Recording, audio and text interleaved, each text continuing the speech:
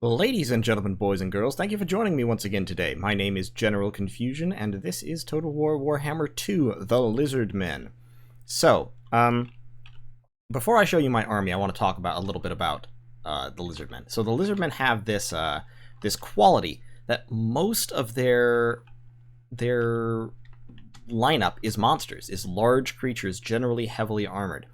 And every faction has countermeasures to large armored creatures. The High Elves have the Phoenix Guard, the Dark Elves have the Black Guard of Nagaron, the Skaven have Poisonwind Globadiers, and oh lord, I'm losing my words. Stormvermin Halberds, that's it. All those kinds of units, and you have artillery and all that stuff. And all that counters large monsters pretty effectively because they can focus fire and just kill them one by one. But so the question that I had was, how effectively do those counters work if you have nothing but monsters? So if you take a look at the balance of power here at the beginning of this fight, the enemy has 811 troops and I have 102. And that's because my army is almost nothing but large creatures. So, my army list. I have one Feral Bastillodon out front with a couple of Chevrons to take the fire.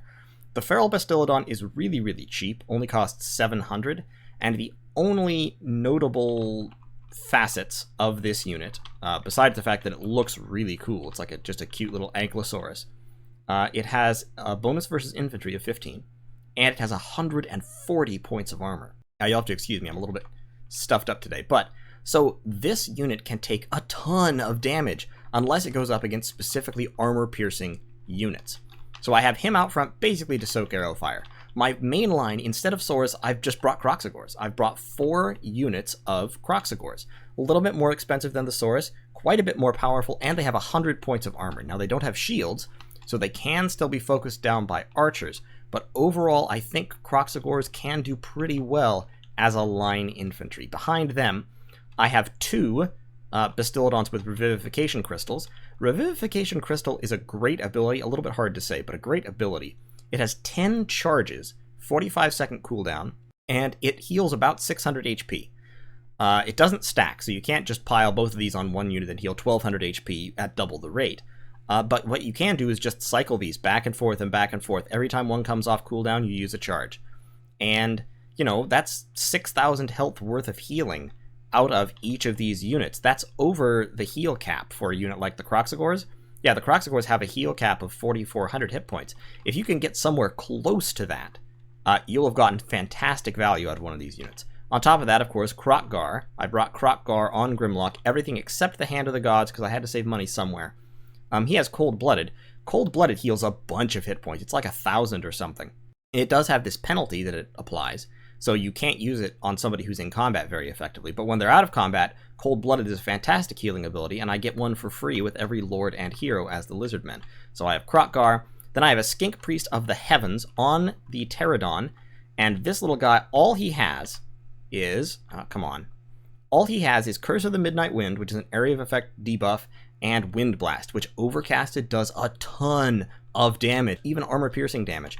This spell does about 2,000 damage to an infantry unit if placed right when you overcast it. It's very, very powerful. And then, to spend the rest of my money, I had a little bit of money left over, and I just got 2 units of Feral Cold Ones, because I actually kind of like them. We haven't looked at them yet. They have a low model count, very low hit points, but they have pretty good armor, decent leadership. Their stats are low, charge bonus is okay, but then they have 40 armor-piercing weapon strength, and they cause fear. Since they only cost 450 to bring, they're actually kind of worth it. In unit testing, I've been doing some unit testing in various battles and in custom battles against the AI. Feral Cold Ones can just frontally face roll their cost in infantry. They can do that. They can just charge in and take down infantry, even like spearmen. They can face roll their cost in spearmen, which is pretty crazy, actually. Just because they do so much damage and it's armor piercing. So, I brought those as flankers, I'm like, I might as well have something. The High Elf army, he's brought a pretty smart anti-Lizard Man army. He's got a front line of spearmen. He has 2 Phoenix Guard, 1 on each flank. Phoenix Guard are a fantastic unit against large monsters. He has 3 units of standard archers. He's led by Tyrion on foot. And then he has 2 units of Eagle Claw bolt throwers back here. Tyrion on foot was an interesting choice. I'm sure he did it to save money pretty much, and to take advantage of the fact that infantry characters can get knocked back by monster attacks, and so they can't be killed as quickly by large monsters, because Tyrion on a horse can just be absolutely ganged up on by Carnosaurs and Bastillodons and things and wrecked in pretty short order. He's got Feint and Riposte and Stand Your Ground, as well as the Heart of Avalorn, but he does not have Sunfang on Tyrion, so he doesn't have that breath weapon, which will actually work out for him, because against this army, breath weapons would not be very useful. But this is not the whole High Elf army. I was looking at it and I'm like, that's a little bit small. Where are the rest of his points? The rest of his points are over here. He has 2 units of Dragon Princes hidden in the trees. So Dragon Princes are incredibly powerful against infantry and monsters alike. They don't have a bonus, but they do have a charge bonus of 80. So when they charge in, they absolutely destroy pretty much whatever it is they're hitting, except for halberd infantry. So, to start off the battle, I do have... Oh, I forgot to mention, I do have 1 Bastillodon with the solar engine, so I do have 1 piece of artillery. Those bolt throwers are starting to fire. They're getting pretty good damage on my Skink Priest, actually, because he's just hovering there, not moving. But that's fine. I don't actually mind that, because I have so much healing in this army. I have 20 charges of Revivification Crystal, and I have 2 charges of Cold-Blooded. So I've actually pulled back just a little bit to stay out of range of the bolt throwers to force him to move up. And I'm getting my Skink Priest around the flank. Over here, as I'm pushing up my Cold Ones spot the Dragon Princes. And at this point, my thought process went, well, Cold Ones are armor-piercing, they're not fast enough to run away from the Dragon Princes, and I really don't want them to get the charge bonus, because I want to do as much damage as I can. So I just rushed the Cold Ones straight in and charged the Dragon Princes before he noticed what was going on. Which I think was probably the best decision I could have made at that point. It's still not good. They're going to do very little damage, but also, interestingly, Cold Ones are harder to spot than Dragon Princes. I didn't know that, but he didn't get to see them until they were already charging. So I get a little bit of damage done, not a huge amount, but for a unit that costs about 500, counting the chevrons, not bad. These Feral Cold Ones I'm hooking around to try and see if I can get at his artillery, but he's pushing it up into his formation. I've dropped Cold-Blooded onto the Skink Priest, and you can see that's basically going to replenish all of the Skink Priest HP. In fact, I think it might cap out before the ability ends. So, yeah, that was nice. And then the Skink Priest is just going to fly forward. He started to fire now at my Feral Bastillodon. Once again, I'm okay with this. I can heal the Feral Bastillodon, and it's a cheap unit that exists mainly to take damage. Over here, these Dragon Princes have routed off my Feral Cold Ones at very little cost, and they're going to just run them down and destroy them. Which is, once again, not great, but okay. He's moving his archers forward to shoot at the Skink Priest, but without anything to keep the Skink Priest still, he's not going to take a whole lot of damage, and look at this. Look at that.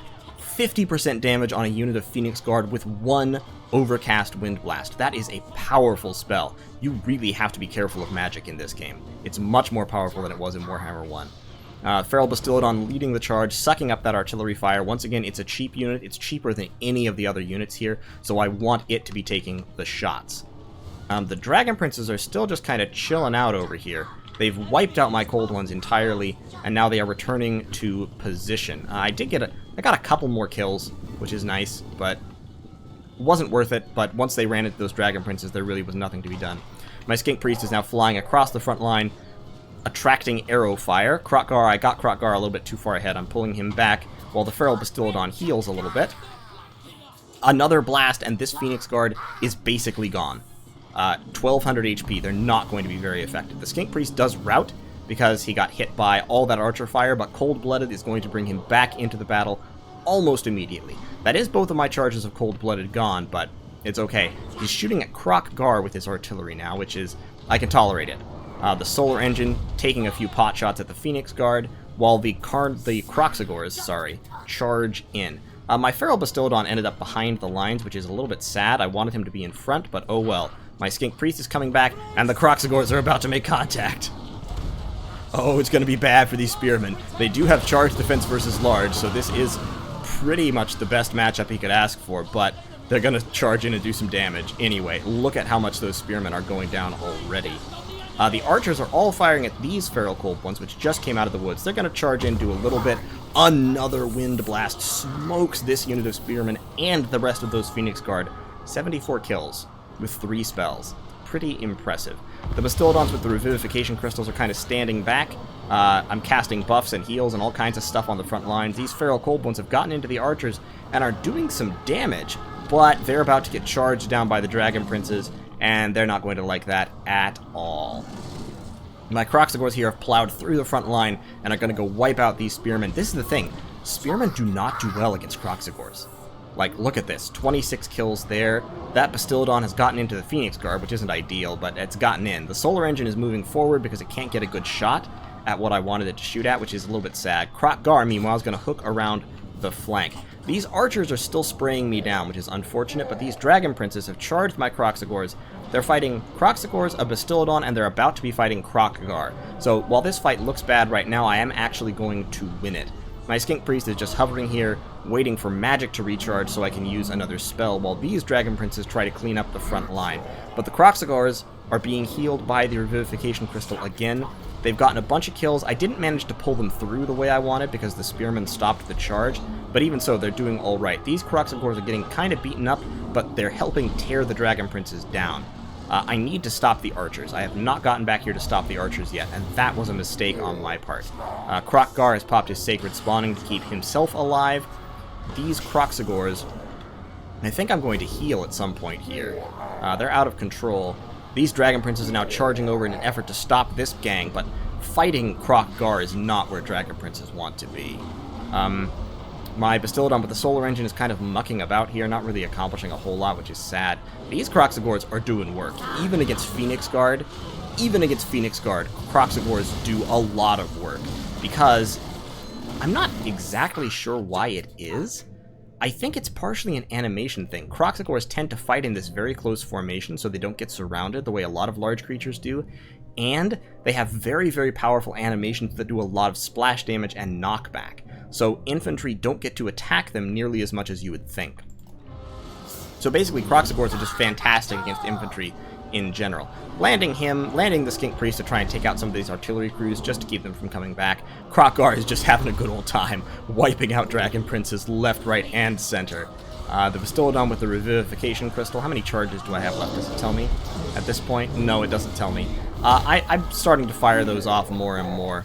My Kroxigors, meanwhile, are rampaging. Unfortunately, they've stopped. This is one of the irritating things about Rampage. Sometimes they just stop. Shooting at the Dragon Princes to try to keep them going. This Bastildon with the Revivification Crystal is really hauling butt down slope. At this point, the front line is closing up. The Kroxigors did alright.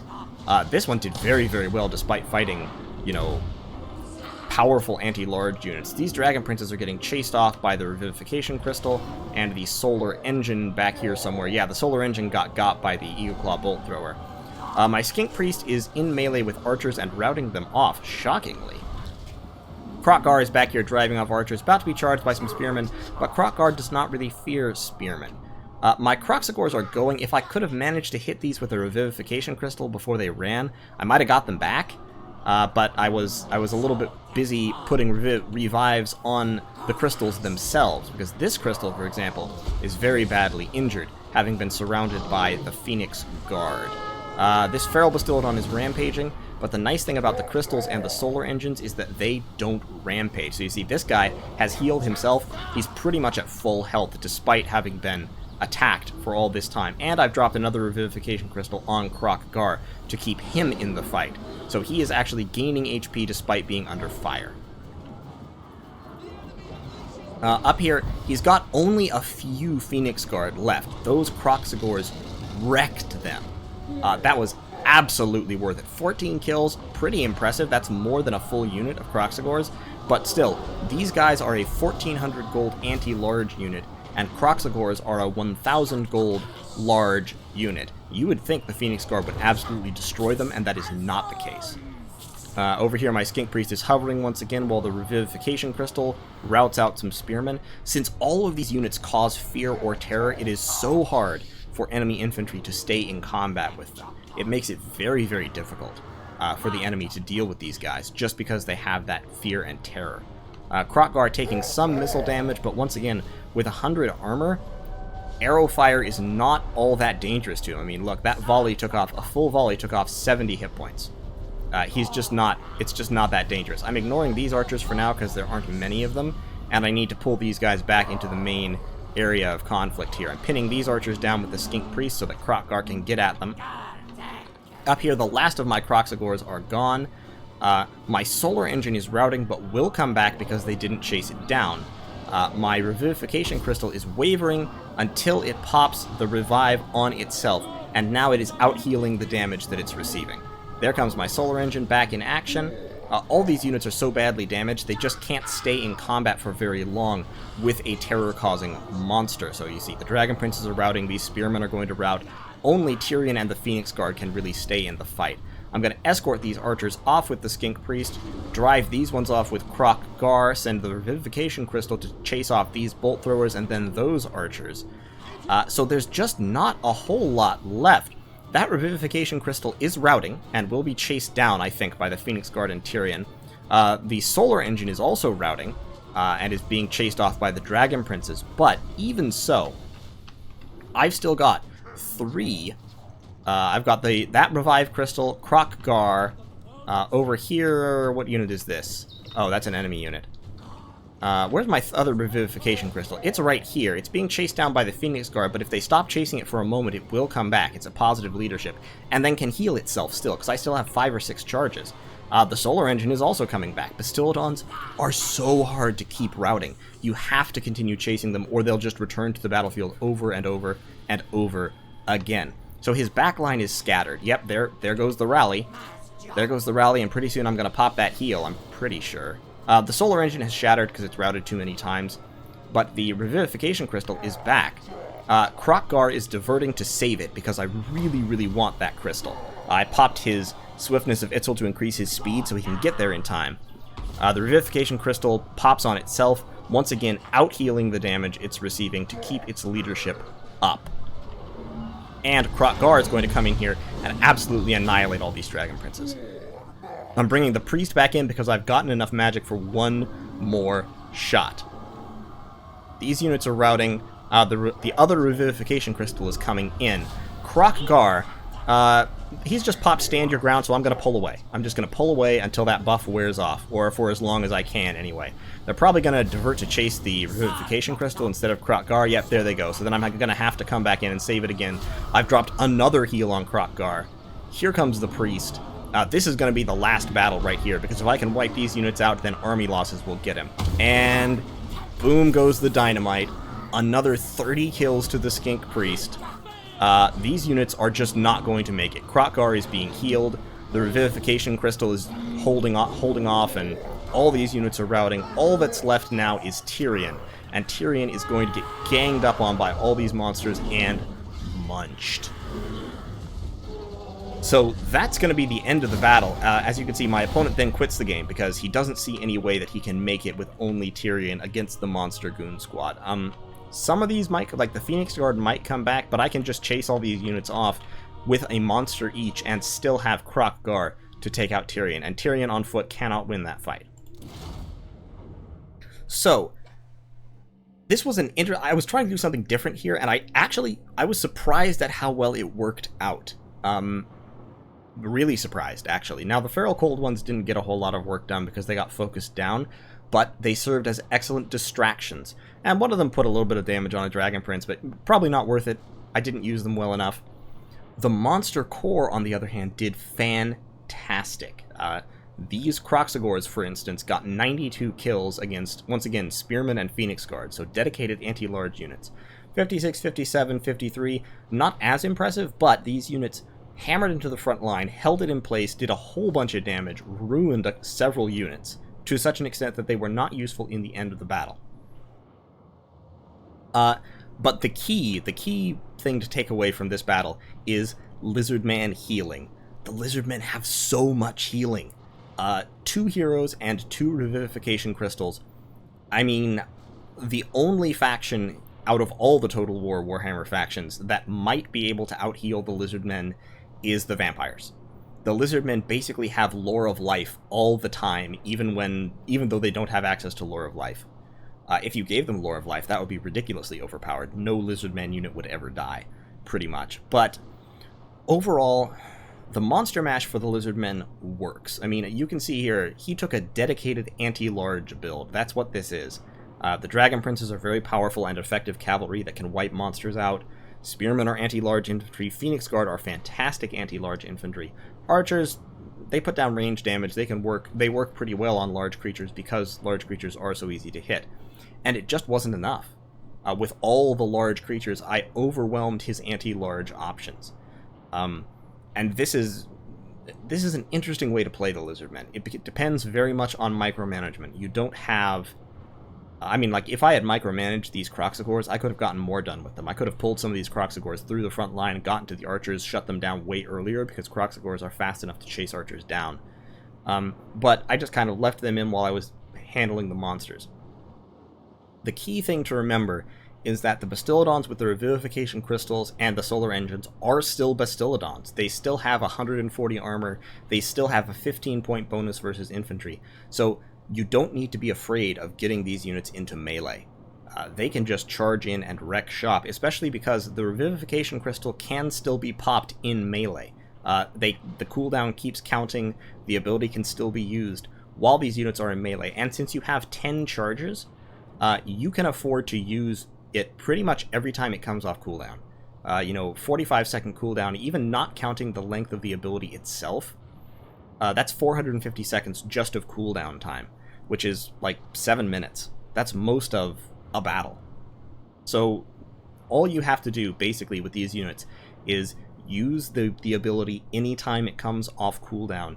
Get as much healing as possible through the course of the battle. You don't have to worry about what unit you're targeting much, because if it doesn't matter how many models have died, this ability can regenerate dead models, unlike Cold-Blooded or most other healing spells. So in any case, good game to my opponent, Harambe 2.0. I'd love to see you around on the ladder again sometime, and thank you all so much for watching. If you liked this video, more videos like this will be coming. Be sure to subscribe to the channel. If you have any questions about the Lizardmen, leave a comment and ask. I am getting a better handle on them. Definitely, I think success for the Lizardmen comes not from trying to mitigate their large creature nature, but from embracing the fact that they have a lot of large units. In other words, going full infantry with the Lizardmen, I've experimented with it a little bit. I don't think it works as well as going full monster mash. The infantry really are a supporting arm for the monsters in the Lizardman roster, and not the other way around. But in any case, thank you all once again, and I'll see you in the next one.